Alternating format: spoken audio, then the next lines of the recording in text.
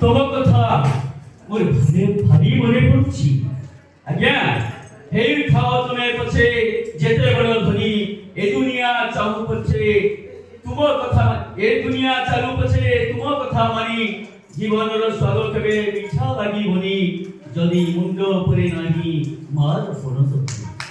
ମା ତମେ ସର୍ବଂସହା, ତମେ ଧରିତ୍ରୀ, ତମେ ଜନନୀ ଜନ୍ମ ଭୂମିଷ୍ଠ ସ୍ୱର୍ଗାଲୋପୀ ଗରିୟସୀ।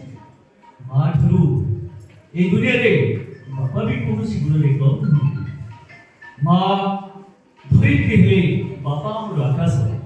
এই মা বাপাଙ୍କ ପାଇଁ ଆମ ହୃଦୟରେ ଆଜି ସେ ଶ୍ରଦ୍ଧା ଭକ୍ତି ସମ୍ମାନ ନାହିଁ, ତଥାପି ବାପା ନଡ଼ିଆ ପରି ବାହାର ଗୋଟା କିନ୍ତୁ ଭିତରଟା ବହୁତ କୋମଳ।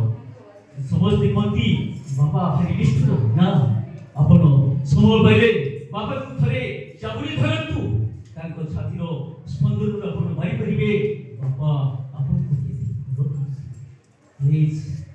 ମୋର ସମସ୍ତ ଶିକ୍ଷକ ଭାଇ ଭଉଣୀ ମାନଙ୍କୁ ମୋର ବିନମ୍ର ଅନୁରୋଧ, ଆପଣମାନେ ସମସ୍ତେ ଆପଣଙ୍କର ବାପା ମାନଙ୍କୁ ବହୁତ ମାତ୍ରାରେ ଭଲ ପାଆନ୍ତୁ। କାହିଁକି ନା ଆଜି ଆମେ ଦେଖୁଛନ୍ତି ଏ ସମାଜରେ ଖବର କାଗଜରେ ପଢୁଛନ୍ତି ଆମର ବାପା ମା ମାନେ ଜରାଶ୍ରମ ବୃଦ୍ଧାଶ୍ରମରେ। ତେଣୁ ମୋର ବିନୀତ ଅନୁରୋଧ, ଆମେ ଆମ ବାପା ମାନଙ୍କର ଯଥାଚିତ ସମ୍ମାନ ଦେବା ଏବଂ ସେମାନଙ୍କୁ ଭକ୍ତି କରିବା ଏବଂ ସେମାନଙ୍କର ଦାୟିତ୍ୱ ବହନ କରିବା। ତେବେ ଯାଇକି ଆମେ ପୁଅ ଝିଅ ହିସାବରେ ଆମ ଜୀବନଟା ସାର୍ଥକ ହବ। ହଁ ଆମ ଜୀବନଟା ସାର୍ଥକ ହବ।